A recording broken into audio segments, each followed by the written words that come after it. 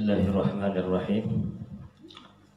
Assalamualaikum warahmatullahi wabarakatuh. Waalaikumsalam warahmatullahi wabarakatuh. Ila hadratin Nabi Mustafa Muhammadin sallallahu alaihi wasallam wa ala alihi wa ashabihi wa azwajihi wa dhurriyyatihi wa ahli baitil kiram. Ila hadratil musannif hadzal kitab asy-syaikh ila jami' masyayikhina wa ustadzina wa ila man ajazana anna Allah ta'ala yaghfir lahum wa yarhamhum wa ya'id darajati fil jannah wa ya'id 'alaina min barakatihi wa bi karamatihi. Al-Fatihah. A'udzu billahi minasy syaithanir rajim. Bismillahirrahmanirrahim. Alhamdulillahi rabbil alamin. Ar-Rahmanir Rahim. Maliki yaumiddin. Iyyaka na'budu wa iyyaka nasta'in. Ihdinas siratal mustaqim. Siratal ladzina an'amta 'alaihim ghairil maghdubi 'alaihim waladdallin. Amin.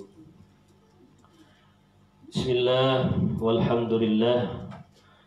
Wassalatu wassalamu ala Rasulillah Sayyidina wa maulana Muhammadin ibn Abdillah wa ala alihi wa ashabihi wa mawala. Amma ba'du. Saudaraku yang dimuliakan oleh Allah Subhanahu wa ta'ala, alhamdulillah, puji dan syukur marilah kita panjatkan kehadirat Allah, di mana di pagi hari ini, di hari yang ketiga kita melaksanakan ibadah siam. Mudah-mudahan senantiasa Allah Subhanahu wa ta'ala memberikan kepada kita kekuatan jasmani maupun kekuatan rohani, sehingga kita dapat menjaga ibadah puasa kita dengan sebaik-baiknya, sehingga betul-betul ibadah puasa kita menjadikan kita sebagai manusia-manusia yang bertakwa kepada Allah Subhanahu wa ta'ala. Para saudaraku yang dimuliakan oleh Allah Subhanahu wa ta'ala, salawat serta salam mudah-mudahan senantiasa selalu terlimpah curahkan kepada junjungan baginda Nabi besar Muhammad sallallahu alaihi wasallam serta keluarganya, sahabat dan pengikutnya, insyaallah kita semuanya yang pada pagi hari ini tentunya kita sama-sama kembali mengkaji daripada kajian kitab yang kita bahas di pengajian online ini. Insyaallah kita semuanya golongan orang-orang yang nanti di hari kiamat sebagai umat Rasulullah yang mendapatkan syafaatnya. Amin ya Allah ya Rabbal alamin. Kita lanjut dan teruskan pembahasan kita, yaitu sekarang pembahasan selanjutnya babu jawazi tamannil mauti wa du'ai bihi khaufa dhihabiddin. Itu bab diperbolehkannya mengharapkan mati, mengharapkan kematian dan berdoa untuk kematian itu, berdoa untuk mati ya khaufa dhihabiddin, karena khawatir hilangnya agama, karena khawatir musnahnya atau hilangnya nilai-nilai agama pada dirinya. Bab yang selanjutnya ini akan kita bahas adalah, yaitu kita akan membahas tentang diperbolehkannya kita berharap untuk segera mati. Nah, ini bukan berarti bertentangan dengan pembahasan kita yang lalu atau yang kemarin. Akan tetapi insya Allah akan dijelaskan di sini berbagai macam alasan yang dibenarkan, karena memang ada di dalam Al-Qur'anul Karim Allah Subhanahu wa ta'ala menerangkan dan menjelaskan kepada kita tentang sejarah daripada Nabi Yusuf dan juga ibunda daripada Nabi Isa alaihissalam, yaitu Maryam, di mana Allah Subhanahu wa taala berfirman di dalam surah Yusuf ayat yang ke-10. A'udzu billahi minasyaitonir rajim. Tawaffani musliman wa alhiqni bis shalihin. Tawaffani, matikanlah aku musliman dalam keadaan muslim, wa alhiqni bis shalihin, dan pertemukanlah aku, perjumpakanlah aku dengan hamba-hamba yang soleh, hamba-hamba Allah yang soleh. Dan juga di dalam surah Maryam ayat yang ke-23, di mana Allah Subhanahu wa taala berfirman, a'udzubillahi minasyaitonir rajim, ya laitani mittu qabla hadza wa kuntu nasyan mansiya. Ya laitani, aduhai, alangkah baiknya, mittu, aku mati, qabla hadza, sebelum ini, wa kuntu, dan aku menjadi barang nasyan, wa kuntu nasyan, menjadi barang yang tidak berarti, mansiya, lagi dilupakan. Nah, saudaraku yang dirahmati oleh Allah Subhanahu wa taala, bahkan di dalam satu hadis yang diriwayatkan oleh Imam Bukhari, yang mana juga diterima oleh Abu Hurairah radhiyallahu taala anna Rasulullah sallallahu alaihi wasallam, sesungguhnya baginda Rasulullah SAW bersabda, la taqumus sa'ah hatta yamurra ar-rajul bi qabri ar-rajuli fayaqulu ya laitani makanahu. Tidak akan terjadi hari kiamat sampai seseorang melewati kuburan orang lain, fayaqulu, dan dia berkata, ya laitani makanahu, ya, aduhai, atau aduh, alangkah baiknya atau sangat ingin sekali aku berada di tempatnya, yaitu di dalam kubur. Saudaraku yang dirahmati oleh Allah, dari Al-Quran yang tadi disebutkan, baik dalam surah Yusuf, dalam surat Maryam, dan juga hadis Rasulullah SAW, ini menunjukkan akan keinginan untuk segera mati, atau keinginan untuk segera menghadap Allah Subhanahu wa taala. Akan tetapi di sini para ulama-ulama ahli tafsir mengatakan bahwa, ya, amma Yusuf alaihi salam, adapun Nabi Yusuf alaihi salam, maka pada hakikatnya ia bukan serta-merta menginginkan, hanya sekedar menginginkan kematian semata. Akan tetapi beliau mengatakan, tawaffani musliman wa alhiqni bis sholihin, matikanlah aku dalam keadaan muslim, dan perjumpakanlah aku, ya, pertemukanlah aku dengan hamba-hamba Allah yang soleh. Ini karena, ya, ishtaqu ila liqa'i rabbih, karena kerinduannya untuk berjumpa dengan Allah Subhanahu wa taala. Ya, jadi keinginan beliau, kata ulama ahli tafsir, bahwa beliau mengatakan matikanlah aku di sini adalah sebagai bentuk ekspresi daripada rasa rindunya kepada Allah, rasa rindunya untuk berjumpa dengan Allah, rasa rindunya untuk berjumpa dengan hamba-hamba Allah yang soleh, yang telah terlebih dahulu menghadap Allah, yaitu dari kalangan para nabi dan para rasul sebelum Nabi Yusuf alaihi salam. Dalam satu riwayat yang lain juga disebutkan bahwa inna Yusuf alaihi salam, bahwa Nabi Yusuf, sesungguhnya Nabi Yusuf alaihi salam itu tidak mengharap atau tidak berdoa untuk segera mati, akan tetapi beliau berdoa kepada Allah Subhanahu wa taala agar idza jaa ajali tawaffani musliman. Gitu. Ya Allah, di mana-mana telah datang ajalku, maka matikanlah aku dalam keadaan muslim. Jadi makna ayat ini bukan maknanya adalah Nabi Yusuf meminta segera mati, bukan. Ya. Ini adalah takwil ayat, ya, inda ahli takwil atau tafsir ayat Al-Quran yang disebut dengan al-qaulul mukhtar, pendapat yang dipilih. pendapat yang dipilih, pendapat yang masyhur di kalangan para ulama ahli tafsir, bahwa makna ayat yang tadi disebutkan dalam surah Yusuf ayat yang 10 adalah bahwa hakikatnya Nabi Yusuf bukan meminta mati cepat-cepat, bukan, akan tetapi di mana-mana datang ajalnya, wahai Allah, maka matikan aku dalam keadaan muslim. Nah, jadi seperti itu. Kemudian, ya, yang kedua adalah dalam surah Maryam, di mana Sayyidatina atau Siti Maryam, beliau adalah ibunda daripada Nabi Isa alaihissalam.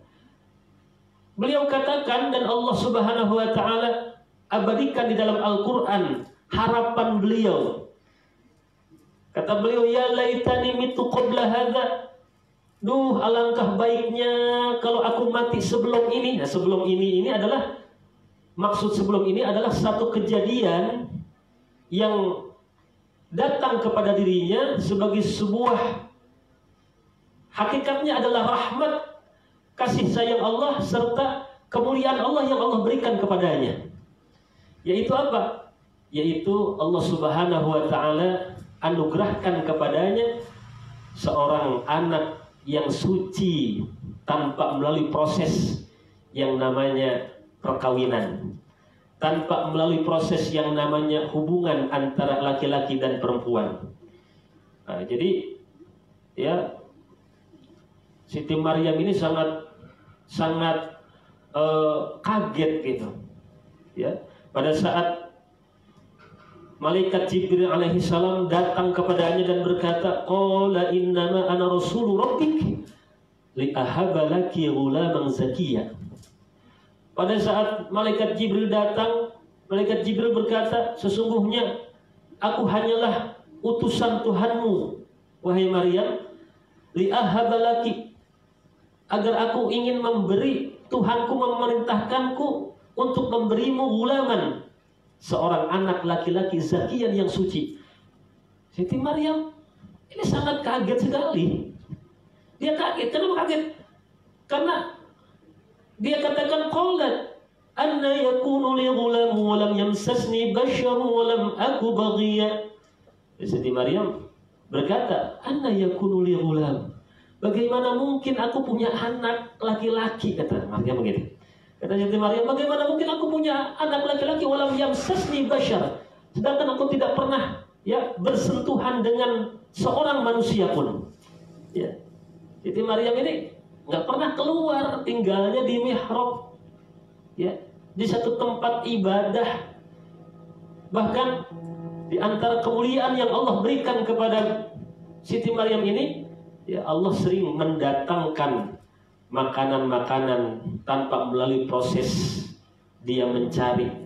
Ya, jadi Allah datangkan langsung, ya, melalui wakilnya Allah, yaitu para malaikat, makanan-makanan dari surga, masya Allah. Ya, buah-buahan yang sudah tersedia tanpa mencari keluar, tanpa melalui ikhtiar dan usaha. Mungkin kalau seandainya pada saat ini ada yang seperti itu, nikmat sekali ya, lockdown ya. Lagi lockdown gini, ada yang mengirim makanan tanpa keluar gitu. Masya Allah. Siti Maryam ini kemuliaan yang, maka bukan hanya dia tidak tersentuh oleh laki-laki, jangankan laki-laki, bahkan bashar, manusia pun tidak pernah menyentuh. Perempuan saja tidak pernah menyentuh dirinya, jangankan laki-laki. Maka pada saat dikabarkan, diberikan kabar oleh malaikat Jibril bahwa dia akan mendapatkan anak laki-laki yang suci, Siti Maryam mengatakan, walam yamsasni basyaru walam aku baghiya, aku nggak pernah tersentuh oleh manusia seorang pun, bahkan walam aku baghiya, dan aku bukan wanita pelacur, begitu. Ya. Kenapa? Ya, Siti Maryam ini alasannya seperti itu. Ini sebuah rahmat dari Allah, anugerah dari Allah yang Allah berikan kepada ya ibunda daripada Nabi Isa alaihissalam, itu Siti Maryam. Satu kejadian luar biasa yang mendobrak kebiasaan, ya, mendobrak hukum adat, Ya, hukum adat. Hukum adat itu kan ya, jadi yang berkaitan dengan sebab akibat. Ya. Karena adat atau kebiasaan seseorang punya anak itu kan melalui proses yang namanya perkawinan, hubungan antara laki-laki dan perempuan, baru hamil di situ. Ya. Akan tetapi Siti Maryam ini ya di sini sebagai bukti akan kekuasaan Allah Subhanahu wa taala. Ya, bahwa Allah tidak terkurung oleh sebab akibat. Yang terkurung oleh sebab akibat itu adalah manusia. Allah bisa saja ya, bagi Allah mudah saja mempunyai anak tanpa melalui proses yang namanya perkawinan. Nabi Adam tanpa ayah dan ibu. Ya, Nabi Adam tanpa ayah dan ibu. Siti Hawa ada ayah, nggak ada ibu, kan gitu. Ya, dalam pengertian ada ayah tanpa ada ibu itu artinya karena dalam ya satu riwayat kan Siti Hawa itu ya diciptakan dari tulang rusuknya Nabi Adam, kan begitu. Ya. Nah, Siti Maryam beliau mempunyai anak tanpa seorang suami. Nah, saudaraku yang dimuliakan oleh Allah Subhanahu wa taala, ketika terjadi kejadian ini, Siti Maryam mengalami ujian dan cobaan yang sangat dahsyat, yang sangat besar sekali. Ya, bahwa beliau mendapatkan fitnah-fitnah, berita-berita dusta, berita-berita bohong. Ya, ada yang memfitnah beliau adalah pelacur gitu kan. Ya, karena memang beliau tidak pernah ya, tidak mempunyai suami tapi kok hamil. Nah, ini kan fitnah yang luar biasa yang ditujukan kepada beliau, wanita yang suci. Ya, Masya Allah. Maka pada saat itu beliau berkata, ya laitani, aduhai alangkah baiknya aku ini mati sebelum kejadian ini. Wa kuntu nasyan mansiya. Ya, saking beliau tidak mau terjadi perkara-perkara yang tidak baik bagi dirinya dan bagi agamanya. Sebab dirinya sudah identik dengan agama. Siti Maryam itu sudah identik sebagai wanita yang suci, wanita yang menjaga diri. Maka beliau khawatir kalau jeleknya atau fitnah yang terjadi kepada dirinya itu akan berpengaruh kepada buruknya agama yang beliau jalankan, agama Allah Subhanahu wa taala. Maka di sini para ulama mengatakan wa amma Maryam, adapun Siti Maryam ya, beliau fa inna ma tamannatil maut liwajhaini. Ya, beliau mengharapkan datangnya kematian karena dua perkara alasannya. Yang pertama adalah annaha khafat ayyudhanna biha as-su'u fi diniha wa ta'ayyara fayuftinuha dzalika.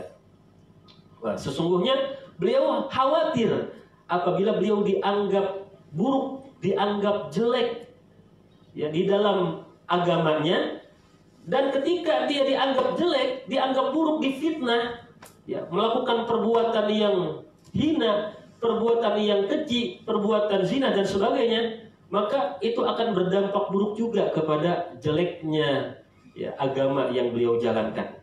Nah, ini kenapa beliau berharap untuk mati sebelum kejadian ini. Kemudian yang kedua, alasan beliau meminta kepada Allah Subhanahu wa taala untuk segera mati adalah li'alla yaqau qaumun bisababiha fil buhtani wazzur, bahwa agar kaum yang menjadi sebab beliau mendapatkan fitnah, kedustaan dan kebohongan. Karena beliau dinisbatkan sebagai wanisbatu ila zina, dinisbatkan atau difitnah sebagai wanita yang berzina.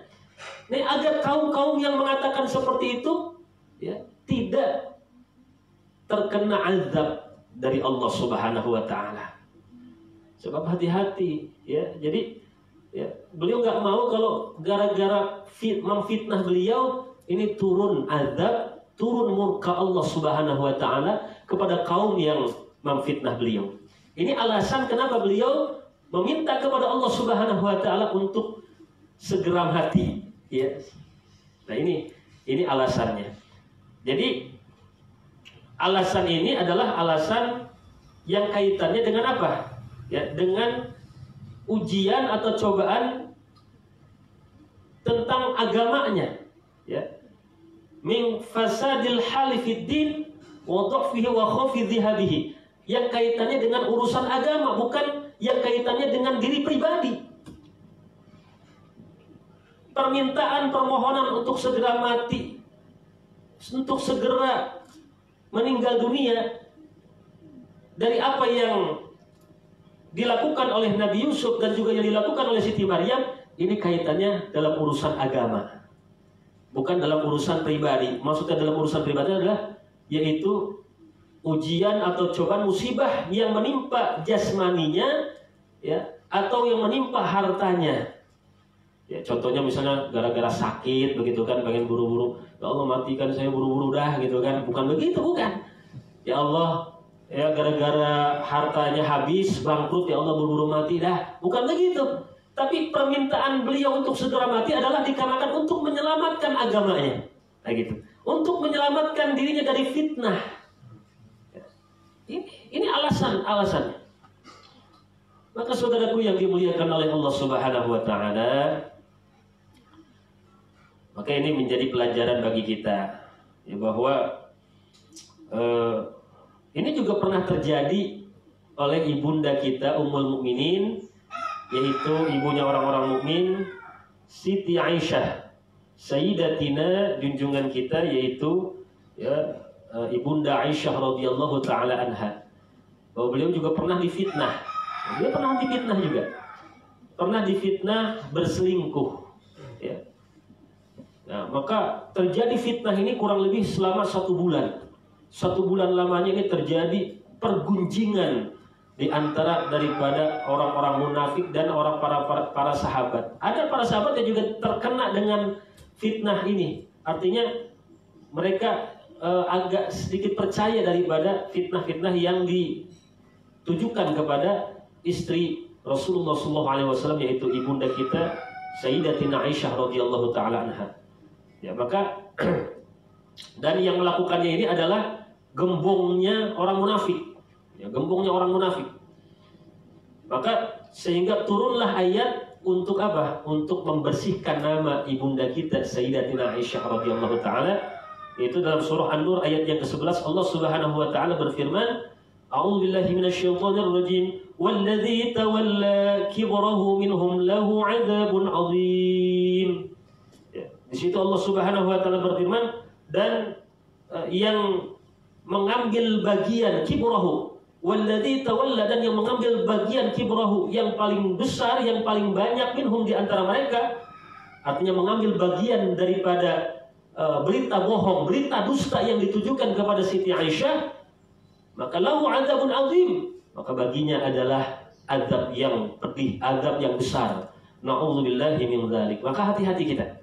Ya, hati-hati kita di dalam mengucapkan perkataan, di dalam menjelaskan, ya, atau mengungkapkan kalimat, satu kata saja menjadi tanggung jawab kita nanti dunia akhirat.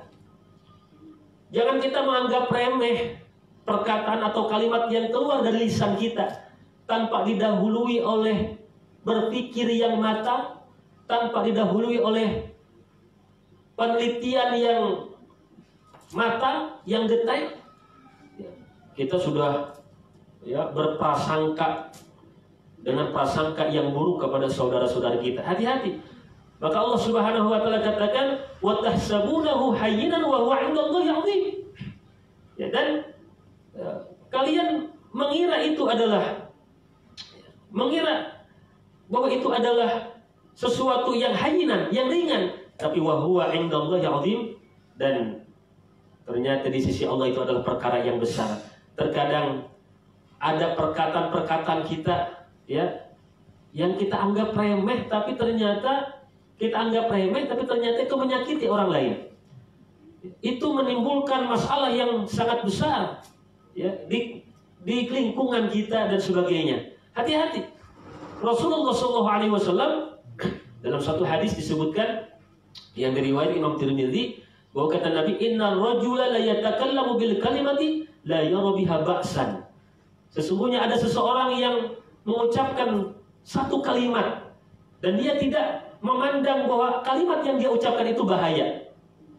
Padahal bahaya. Dia anggap remeh, biasa saja. Dia anggap biasa saja. Tapi ternyata kata Rasulullah, yahwi biha sab'ina kharifan finnar. Ternyata kalimat yang dia anggap remeh itu dapat memasukkannya atau dapat menjerumuskannya ke dalam neraka selama 70 tahun.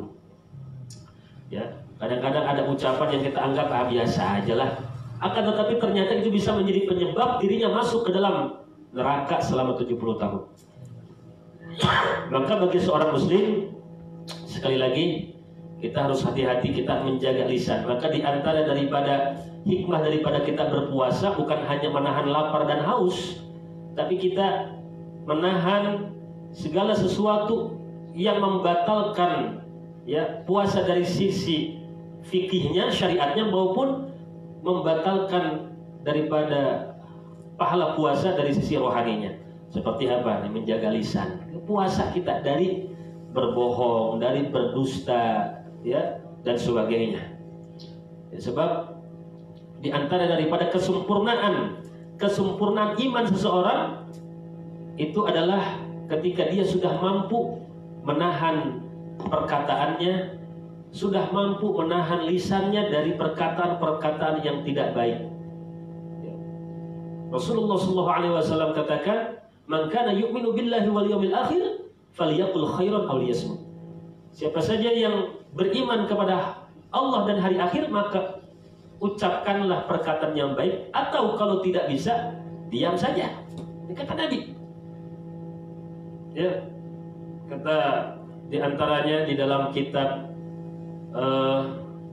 Syarah Arba'in An-Nawawi, yaitu Jawahirul Lu'lu'iyah, itu disebutkan bahwa makna hadis ini adalah man arada kamalal iman. Siapa saja yang mau sempurna imannya, siapa saja yang mau sempurna keimanannya, maka falyaf'al, maka lakukanlah apa yang dilakukan oleh orang-orang yang sempurna keimanannya. Orang-orang yang sempurna keimanannya adalah orang-orang yang senantiasa dapat menata ucapannya, perkataannya yang keluar dari lisannya. Allah Subhanahu wa taala berfirman di dalam Al-Qur'an dalam surah Al-Isra ayat yang ke-36, A'udzu billahi minasyaitonir rajim, wa la taqfu ma laysa laka bihi 'ilm, innas sam'a wal basara wal fuad kullu ulaika kana anhu mas'ula. Wa la taqfu ma laysa laka bihi 'ilm. Kata Ali bin Abi Thalhah, beliau berkata bahwa makna wala taqfu di sini adalah wala taqul. Wala taqul maknanya, dan janganlah kamu berkata, wala taqul ma laysa laka bihi ilm. Janganlah kamu berkata terhadap sesuatu yang engkau tidak mengetahui pengetahuan tentangnya. Kita berkata sesuatu, mengucapkan sesuatu hanya didasarkan dzon, sangkaan. Ya, bitawahumi wal khayal, hanya didasarkan oleh dugaan semata. Sangkaan dan dugaan semata, bukan didasarkan oleh pengetahuan dan bukan didasarkan oleh penelitian. Ya, ini hati-hati. Inna sam'a wal basara wal fuad, sesungguhnya pendengaran kita, penglihatan kita, hati kita, semuanya itu akan dimintai pertanggungjawabannya oleh Allah Subhanahu wa taala. Akan ditanya oleh Allah Subhanahu wa taala. Pendengaran kita, penglihatan kita, hati kita akan ditanya oleh Allah. Saudaraku yang dimuliakan oleh Allah, makna juga daripada wala taqfu di sini, wala taqul ra'aitu walam tara. Jangan engkau berkata bahwa aku melihat padahal engkau tidak melihat. Saya melihat tuh padahal nggak melihat dia. Ini kan dusta. Ya, itu dusta itu. Wala taqul alimtu, aku mengetahui. Padahal walam ta'lam, kau tidak mengetahui. Ya. Jangan kau katakan Asma'u, aku mendengar, padahal walam tusmi, engkau tidak mendengar. Jangan kau katakan aku melihat padahal kau melihat. Jangan kau katakan aku mendengar padahal kau tidak mendengar. Jangan kau katakan aku mengetahui padahal kau tidak mengetahui. Artinya jangan sampai kita berdusta, berbohong. Ya. Juga Muhammad Ibnul Hanifah, beliau mengatakan bahwa makna daripada wala taqul di sini adalah jangan kita berkata atau bersaksi palsu, qaul zur. Nah, ini yang terjadi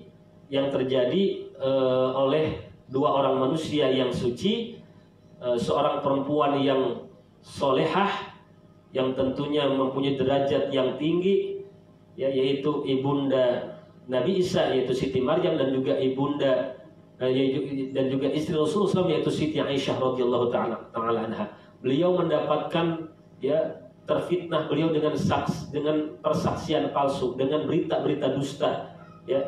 Nah ini, awas saudaraku yang dimuliakan oleh Allah Subhanahu wa taala. Setiap perkataan yang kita lakukan ini akan dimintai pertanggungjawaban oleh Allah. Oleh karenanya Al-Imam Al-Ghazali dicatat di dalam kitab Jawahirul Uluhiyah bahwa al-kalimah atau al-kalam arba'atun. Perkataan itu ada 4 macamnya. Ya. Ini patut kita renungkan. Perkataan itu ada 4 macamnya. Yang pertama adalah perkataan yang disebut dengan dororun mahdun. Perkataan yang tidak ada manfaatnya sama sekali.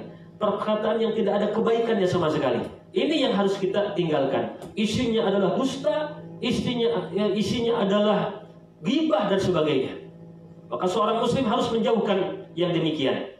Ada lagi perkataan yang di dalamnya fihi dharar wa naf'un. Di dalamnya ada keburukan dan juga ada manfaat. Ini pun harus ditinggalkan. Ya. Kalau kita berbicara tuh manfaatnya ada, tapi jeleknya juga ada. Ini juga harus ditinggalkan. Orang mukmin adalah orang yang bisa menjaga lisannya dari perkara-perkara atau perkataan-perkataan yang buruk.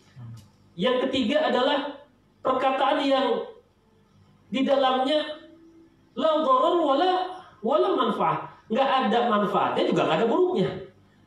Ketika berkata tuh manfaatnya kagak ada, jeleknya juga kagak ada, mudaratnya juga kagak ada. Ini juga harus ditinggalkan.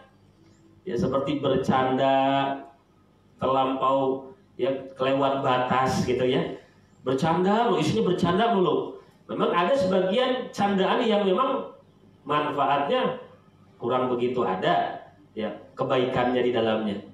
Jeleknya juga tidak ada. Akan tetapi kata para ulama, ini adalah satu perbuatan yang sia-sia.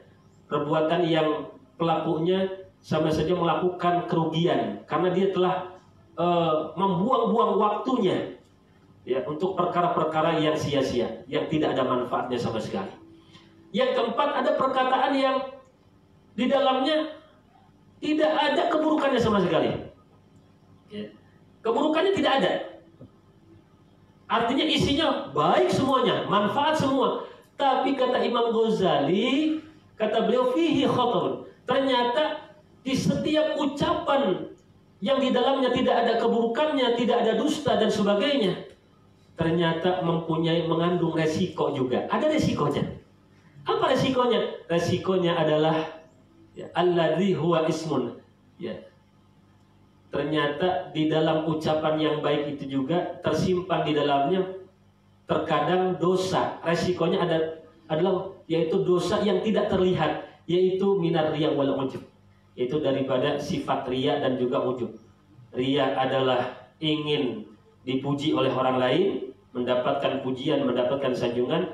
Ujub ini adalah merasa dirinya paling hebat, ya, paling suci, paling soleh dan sebagainya dari orang lain. Nah ini na'udzubillahi min dzalik. Ternyata perkataan yang baik pun mempunyai resiko. Nah oleh karenanya sekali lagi saudaraku yang dimuliakan oleh Allah Subhanahu wa taala, bahwa hati-hatilah kita di dalam mengeluarkan kata-kata, hati-hatilah kita di dalam mengucapkan perkataan, ya khawatir apabila perkataan itu adalah perkataan yang mengandung dosa. Saudaraku fillah yang dirahmati oleh Allah Subhanahu wa taala, sekali lagi kembali kita kepada pembahasan kita bahwa dua orang yang mulia yang Allah sebutkan di dalam Al-Qur'an tentang pengharapannya untuk segera mati, segera meninggal, segera menghadap Allah, ini adalah bukan dikarenakan karena ujian dan cobaan yang menimpa jasmaninya, tapi hakikatnya ia khawatir ya tentang agamanya. Ia khawatir ya, itu berdampak buruk juga dengan ya, yaitu agama yang dia jalankan, yaitu agama Islam. Saudaraku yang dimuliakan oleh Allah Subhanahu wa taala, sebagaimana dalam satu athar di antara daripada perkataan Sayyidina Umar radhiyallahu taala. Sayyidina Umar pernah berdoa, Allahumma qad da'uftu quwwati. Ya Allah, sungguh aku kekuatanku telah lemah. Wa kabirtu sinni, sungguh telah tua usiaku. Ya. Wan tashartu ra'iti, ya. Dan telah tersebar rakyatku. Wa faqbidni ilaika ghaira mudayyin wala muqassir. Maka cabutlah nyawaku untuk menghadapmu dalam keadaan sebagai orang yang bertanggung jawab dan tidak lalai di dalam menjadi pemimpin. Nah ini Sayyidina Umar radhiyallahu taala anhu, beliau berdoa demikian bukan berarti ya beliau semata-mata ya ingin buru-buru mati, tapi beliau hanya ingin pada saat beliau menjalankan kepemimpinannya dalam keadaan adil, dalam keadaan bertanggung jawab ya, dan dalam keadaan rakyatnya mendapatkan keamanan dan kemakmuran, beliau menginginkan mati dalam keadaan itu. Jangan sampai ya, semakin panjang umur beliau dan semakin lama beliau memimpin, ya ada celah di situ, yaitu ketidakadilan yang beliau jalankan. Beliau khawatir seperti itu. Maka beliau berharap ya seandainya lebih baik mati dalam keadaan beliau sudah melaksanakan kewajibannya sebagai seorang pemimpin. Beliau mati dalam keadaan sebagai pemimpin yang tidak lalai di dalam menjalankan tanggung jawabnya ya untuk di dalam memimpin rakyatnya. Saudaraku yang dimuliakan oleh Allah Subhanahu wa taala, sekali lagi ya, maka marilah kita renungkan dari apa yang tadi disampaikan, yaitu tentang sekali lagi diperbolehkannya untuk berharap kematian, dalam arti kata bahwa kesimpulan kita, kajian kita di pagi hari ini adalah sekali lagi adalah tetap sabar dan perkuatkan kesabaran kita apabila ujian dan cobaan yang datang kepada kita itu berkaitan dengan jasmani kita atau berkaitan dengan diri kita, baik jasmani atau ekonomi, harta kita, maka bersabarlah, karena di situ ada hikmah dan ada rahasia yang insya Allah Allah Subhanahu wa taala berikan bagi orang-orang yang sabar. Oleh karenanya sekali lagi saudaraku yang dimuliakan oleh Allah Subhanahu wa taala, mudah-mudahan kajian kita di pagi hari ini dapat menambah wawasan keilmuan kita dan bisa kita jadikan bahan renungan untuk menambah keyakinan kita, menambah energi rohani kita supaya kita semakin dekat dengan Allah Subhanahu wa taala. Amin. Ya Allah ya Rabbal alamin. Insyaallah kita akan kembali membahas di pertemuan yang akan datang, yaitu pada besok pagi ba'da subuh, dengan membahas bab yang ketiga, yaitu babu dzikril maut wa fadlihi wal isti'dadi lahu. Itu bab yang menceritakan tentang kematian dan keutamaan di dalam mengingat kematian dan keutamaan di dalam mengingat mati serta persiapan untuk menghadapi kematian. Mudah-mudahan Allah Subhanahu wa taala memanjangkan umur kita, memberikan kepada kesehatan jasmani dan rohani kita, sehingga kita dapat berjumpa lagi pada waktu yang sama. Wallahu a'lam bishawab. Raditu billahi rabba wa bil islami dina wa bi Muhammadin nabiyya. Raditu billahi rabba wa bil islami dina wa bi Muhammadin nabiyya. رضيت بالله ربا وبالإسلام دينا وبمحمد نبيا أشهد أن لا إله إلا الله wa asyhadu anna Muhammadar Rasulullah. Assalamualaikum warahmatullahi wabarakatuh. Waalaikumsalam.